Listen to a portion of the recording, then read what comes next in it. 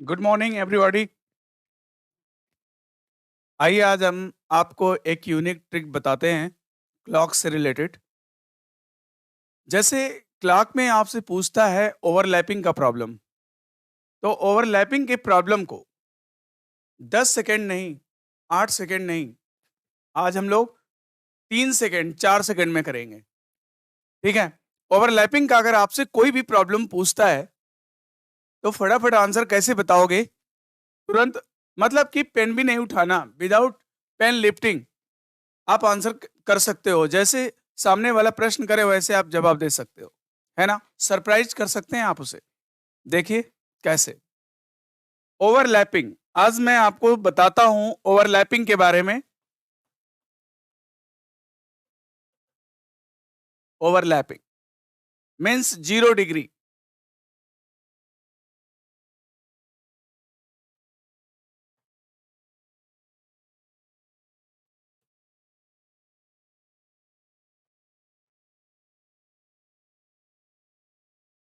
आपको पता होगा कि ओवरलैपिंग की कंडीशन में 12 बेस होता है, क्योंकि 12 बजे दोनों सुइयां क्या होती हैं? ओवरलैप की कंडीशन में होती हैं।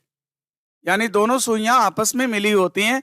उनके बीच में ना तो कोई मिनट का अंतर होता है, ना कोई डिग्री का अंतर होता है। यानी कोण भी 0 होता है, मिनट भी 0 होता है। आपसे, इन अदर वर्ड्स, आपसे वो पूछ सकता है कि कब 0 डिग्री का कोण बनेगा, तो आप समझ लेना कि ओवरलैपिंग वो पूछना चाहता है। यानी वो क्या चाहता है? ओवरलैपिंग पूछना चाहता है, राइट?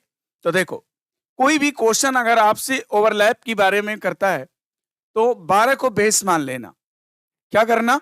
12 को बेस मान लेना, है ना? जैसे आपको पता है कि पहला सवाल तो ये पूछ सकता है कि 24 घंटे में कितनी बार दोनों सुइयां आपस में मिलती हैं। या पूछ सकता है 24 घंटे में कितनी बार दोनों सुइयां ओवरलैप की कंडीशन में होती हैं। तो आप क्या करेंगे? आपको पता होना चाहिए कि हर घंटे में एक बार ओवरलैपिंग होती है, किंतु 12 से 1 के बीच में ओवरलैपिंग नहीं होती। इसलिए 12 घंटे में 11 बार ओवरलैपिंग होती है और 24 घंटे में 22 बार ओवरलैपिंग होती है। बहुत सारे एग्जाम्स में आपसे सवाल पूछा गया है कि 24 घंटे में कितनी बार ओवरलैपिंग होती है, तो आप कहोगे 22 बार, है ना? क्यों? क्योंकि 12 से 1 के बीच में ओवरलैपिंग नहीं होती, राइट? तो अब ये बताओ कि जो ये क्लॉक होता है, जो हमारा एक क्लॉक है, ये घंटे के अकॉर्डिंग 12 बराबर भागों में क्लासिफाइड है और मिनट के अकॉर्डिंग 60 भागों में क्लासिफाइड है ना? घंटे के अकॉर्डिंग 12 घंटे में बटा हुआ है और मिनट के अकॉर्डिंग 60 मिनट में भी बटा हुआ है। तो इस सर्किल को 2 बार काटा गया, है ना? तो घंटे के रिकॉर्डिंग 12 आवर्स हैं और मिनट के अकॉर्डिंग इस पर 60 मिनट्स भी हैं, है ना? तो हम आपको बताने जा रहे हैं ओवरलैपिंग की केस में कोई भी सवाल अगर आपसे पूछता है तो फटाफट आंसर आप कैसे दोगे? देखो, जैसे अगर आपसे पूछता है, ठीक है, कि 3 से 4 बजे के बीच कब दोनों सुइयां आपस में मिलेंगी, है ना? 3 से 4 बजे के बीच कब दोनों सुइयां आपस में मिलेंगी, तो आपको कुछ नहीं करना है, डायरेक्ट 3 में 60/11 से मल्टीप्लाई कर देना है और आंसर आपको मिल जाएगा। जैसे 3 छक 18, 180/11, यानी 16 सही 4/11 मिनट पे 3:16 सही 4/11 मिनट पर ओवरलैपिंग होती है ना? तो कोई जैसे ही सवाल करेगा ना, वैसे आप ओरल आंसर बता सकते हैं, फटाफट बता सकते हैं, ओरल आंसर बता सकते हैं। जैसे दोस्तों, अगर आपसे कोई पूछता है कि 4 से 5 बजे के बीच में कब ओवरलैपिंग होगी, तो आप क्या करना कि 4 में डायरेक्ट 60/11 से मल्टीप्लाई कर देना, है ना? तो 4 छक 24, यानी कि 240/11, यानी 21 सही 9/11, यानी 4:21 सही 9/11 मिनट पर ओवरलैपिंग होगी। ओके, तो कोई भी क्वेश्चन आपसे करे, चाहे जो भी सवाल बोले, जितने देर में वो सवाल बोलेगा, मुश्किल से 3 सेकंड लगेगा, उसका आप आंसर बोल सकते हैं। देखो, अगला क्वेश्चन लेते हैं। जैसे मान लो आपसे पूछे कि कोई भी प्रॉब्लम पूछे कि 5 से 6 बजे के बीच कब दोनों सुइयां आपस में मिलेंगी, तो दोस्तों क्या करना कि 5 में डायरेक्ट 60/11 से गुणा कर देना, 5 छक 30, 300/11, यानी 27 सही 3/11 मिनट पे, यानी कि 5:27 से 3:11 पर ओवरलैपिंग हो जाएगी, है ना। तो देखो अब बहुत सारे इसको हम लिख सकते हैं 5 सही 5/11।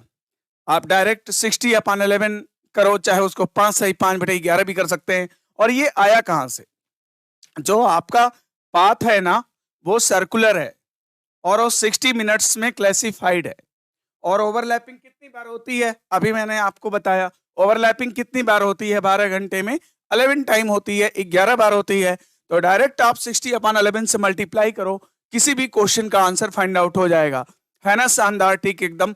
देखो अगला, अगर मान लो तुमसे पूछता है कि अगर पूछता है कि बताओ 6 से 7 बजे के बीच कब ओवरलैपिंग होगी, है ना। तो देखो इसमें 12 क्या होता है ना, बेस होता है।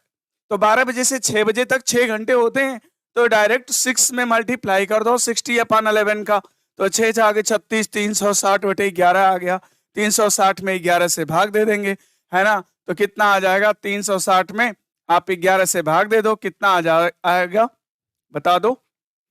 360 में 32 सही 8/11, है ना, मिनट। ये आपका आंसर आ गया, है ना। कोई भी क्वेश्चन पूछता है, जैसे मान लो तुमसे पूछे कि 7 से 8 बजे के बीच में कब जो है 0 डिग्री का कोण बनेगा या कब जो है ओवरलैपिंग होगी, तो तुरंत आप साथ में 60/11 से मल्टीप्लाई कर दो। 7 छक 42, 420/11 यानी 38 सही 2/11, है ना दोस्तों। शानदार। देखो जैसे ही क्वेश्चन पुटअप होगा वैसे ही आंसर मिलेगा। यानी कि अभी आपका मैंने मुश्किल से 10 मिनट में हम आपका पूरा ओवरलैपिंग क्लियर कर दिए। कोई लेकिन एग्जाम में हमसे ये नहीं पूछेगा। दोस्तों आपको बता दूं कि मैं क्लार्क जो है ऑफलाइन क्लासेस में 1 वीक पढ़ाता हूं, है ना। तो 1 वीक एक एक क्वेश्चन को लगाने के 5-5 मेथड बताता हूं। लेकिन अभी मैं सिर्फ आपको एंटरटेन कर रहा हूं। बस मैं शानदार ट्रिक्स बता रहा हूं कि कैसे किसी क्वेश्चन का आंसर सेकंडों में आप दे सकते हो। जैसे कि अभी आप देखो, अगर आपसे पूछता है कि 8 से 9 बजे के बीच कब दोनों सुइयों के मध्य 0 डिग्री का कोण बनेगा, in other words you can say कब जो है ओवरलैपिंग होगी, तो आप क्या करेंगे? तुरंत 8 में 60/11 से मल्टीप्लाई करना। 8 छक 48, 480/11 यानी कि 43 सही 7/11। तुम्हारा आंसर फाइंड हो गया। 43 सही 7/11, 8:43 सही 7/11 मिनट पर ओवरलैपिंग हो जाती है, 0 डिग्री का कोण बन जाता है। ओके, तो अगला क्वेश्चन अब करेंगे, है ना।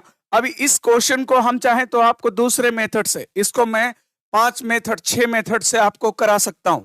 लेकिन मैं आपको बस शॉर्ट ट्रिक बता रहा हूं कि एग्जाम में तो ये नहीं पूछता कि आपने कौन सा रास्ता अख्तियार किया है। इसमें तो बस एग्जाम में तो बस ये है कि ऑब्जेक्टिव नेचर के ऑप्शंस होते हैं, आप तुरंत जो है उसका आंसर टिक कर सकते हो, देखते ही टिक कर सकते हो, राइट। ओके, तो जैसे मान लो आपसे पूछता है कि 9 से 10 बजे के बीच में कब ओवरलैपिंग होगी, तो डायरेक्ट दोस्तों क्या करना, 9 में मल्टीप्लाई करना 60/11 का। 9 छका 54, 540/11 यानी 49 सही 1/11 मिनट पे। 9:49 सही 1/11 मिनट पर जो है ओवरलैपिंग हो जाएगी, 0 डिग्री का कोण बन जाएगा, राइट। ओके, तो इस तरह से मान लो तुमसे पूछे कि 10 से 11 बजे के बीच में कब 0 डिग्री का कोण बनेगा, तो दोस्तों क्या करना, 10 × 60/11 यानी कि कितना होगा 600/11। 600/11 का मतलब 54 सही 6/11 मिनट, यानी कि 10:54 सही 6/11 मिनट पर जो है आपका ओवरलैपिंग हो जाएगा। इस प्रकार आप किसी भी क्वेश्चन का आंसर फटाफट बता सकते हैं, जैसा कि आपने अभी देखा कि हम लोग कितना फास्ट आंसर को कर सकते हैं, है ना। तो आप इसी तरह से आप लोग जहां पर भी हो, आप जो है हमारे पढ़ाए हुए कोर्स को रिवाइज करिए, है ना। और जिसको बहुत डिटेल्स में रीजनिंग पढ़ना है, सारे मेथड्स सीखने हैं, उनको तो ऑफलाइन क्लास ही ज्वाइन करना पड़ेगा, क्योंकि मैं इतने कम समय में एक वीडियो में मैं आपको हर चीज नहीं बता सकता। इसलिए जो है आपको ऑफलाइन क्लास ज्वाइन करना पड़ेगा। अगर आप एक क्वेश्चन को 6 मेथड 7 मेथड से लगाना चाहते हैं, तो फिलहाल तो बस मैं आपका एंटरटेनमेंट कर रहा हूं, और ये आपके लिए काफी कारगर सिद्ध होगा एग्जाम में। कोई भी लड़का फटाफट आंसर बता सकता है कि आंसर क्या आएगा, है ना। Okay, thank you.